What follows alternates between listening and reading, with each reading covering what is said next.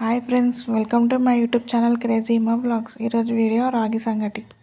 2 గ్లాసుల రేషన్ బియ్యం తీసుకోవాలి. దాన్ని మంచిగా వాష్ చేసి కొద్దిసేపు నానబెట్టుకోవాలి. ఇప్పుడు ఇంకో గిన్నె తీసుకొని 2 గ్లాసెస్కి 5 గ్లాసెస్ వాటర్ తీసుకొని బాయిల్ చేసుకోవాలి.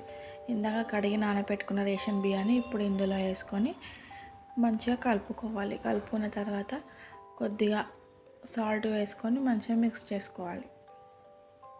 మనం ఎప్పుడు వండుకునేలాగా కాకుండా ఇంకొంచెం మెత్తగా అన్నం వండుకోవాలి. ఇప్పుడు ఒక కప్పు రాగి పిండిని వేసుకొని ఒక 1 మినిట్ అలా ఉంచుకున్న తర్వాత మంచిగా ఇప్పుడు మిక్స్ చేసుకోవాలి.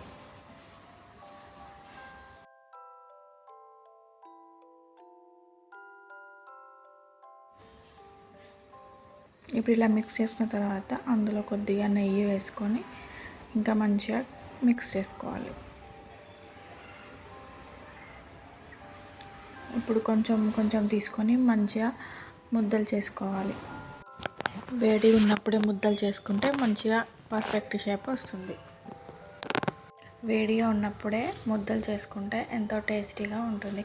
అది కూడా వేడి ఉన్నప్పుడే తినాలి, ఇంకా టేస్టీగా ఉంటుంది.